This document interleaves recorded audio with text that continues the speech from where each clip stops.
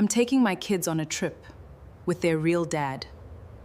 You were just what I had until he came back. I'm taking my kids on a trip with their real dad. You were just what I had until he came back. Sayana said it the way she'd say she was running to the store for milk. She didn't even stop folding Dashiell's shirts while she said it. Like the words weighed nothing to her. Like 11 years of my life folding into that one sentence was just Tuesday. My name is Henry Cavill. I'm 42 years old. I've spent the last decade of my life waking up at 5:30 to make sure 2 kids who don't share a drop of my blood had cereal before school, had somebody in the bleachers at their games, had somebody who showed up. I run the floor at a glass plant on the east side of Toledo, the same plant my father worked until his hands gave out. I'm not a man people notice walking into a room. I'm the kind of man people forget is even capable of feeling something until it's too late for them to take back what they said. I didn't yell. I want to be honest about that, because I think about it now and I'm almost ashamed of how still I was. I just looked at the suitcase already zipped by the door, the one she thought I hadn't noticed sitting there for 2 days, and I asked her when she was leaving. "Tonight," she said. "Wesley's outside." She said his name the way you'd say the name of somebody you'd already decided was your future. Not sneaking around anymore. Not ashamed. Just done pretending. I helped Mila find her missing shoe.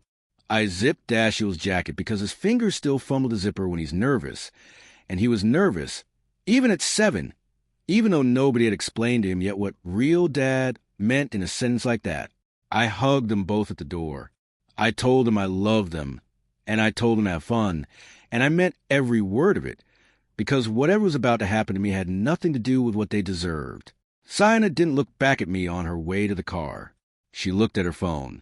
What she didn't know, what she couldn't have known, standing in that doorway, so sure of herself, was that I hadn't been surprised by a single word she'd said. Not the trip, not Wesley's name, not even the suitcase. I'd known something was coming for months. I'd known it the way you know whether it's coming before the sky changes color, a stillness in the air, a wrongness you can't name yet. What she also didn't know was what was sitting in a manila folder in the bottom drawer of my desk, 3 miles away, waiting. She thought she was leaving an empty house behind her that night. She had no idea how empty her plans were about to become instead. Please, before I continue, kindly like, share, and subscribe for more interesting stories. The note she left wasn't even a note, not really, just a torn half-sheet listing dates, like she was reminding me to water plants. Kids with Wesley through Sunday. Don't make this harder than it needs to be. I read it twice at the kitchen table, and I felt something settle in me instead of break. I folded it once, twice, and walked it to my study. I opened the bottom drawer, the one with a false bottom of old tax returns on top, and slid the note beside a folder already 3 months thick. I didn't open it that night. I didn't need to. I already knew what was in it, because 6 months earlier, it had started as nothing. A phone angled away from me at dinner. A perfume I didn't recognize on a jacket. She swore she hadn't worn out. A missed call from a number saved only as a string of digits, no name, deleted from her call log an hour later. Except I'd already seen it light up her screen at 11:40 on a Tuesday. I didn't confront her. My father used to say a man who reacts before he understands has already lost. So I made one phone call of my own, quiet, from the garage, after the kids were asleep. I said a name I hadn't said out loud in years, Denise Marlowe, and I asked if she still did family law. Denise had been my second cousin's attorney years back, the one who'd fought for him when his ex tried to take his son across state lines. She remembered me. She agreed to meet.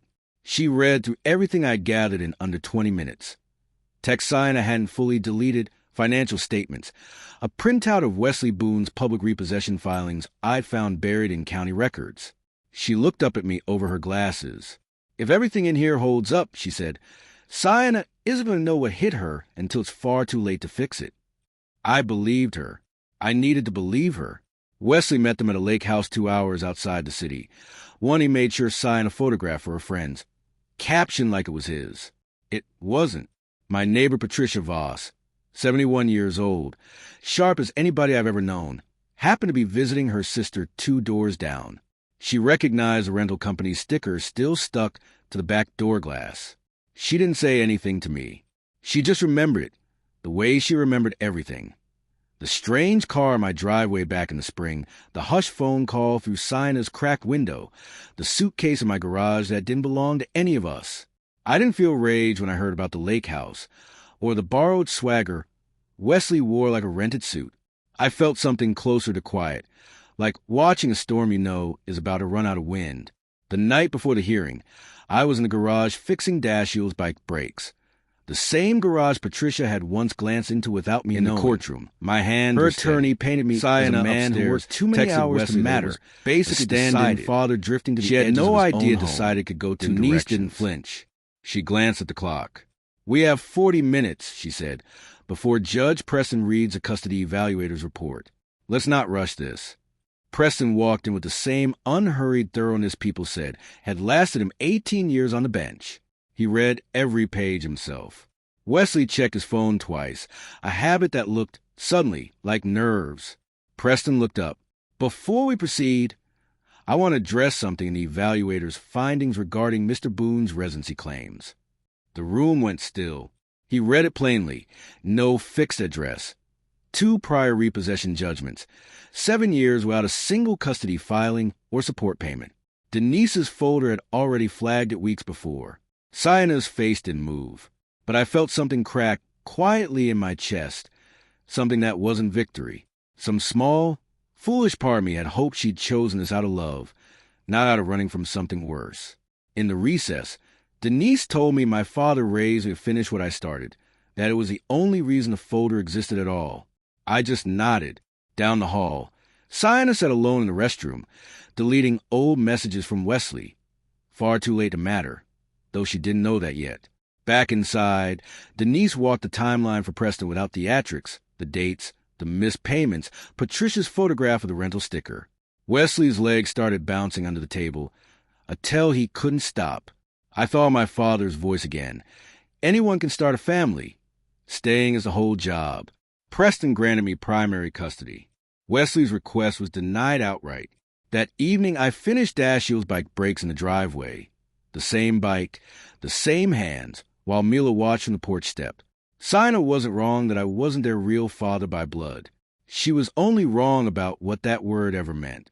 Being what someone has when no one else shows up, that's not the leftover. That's the whole job.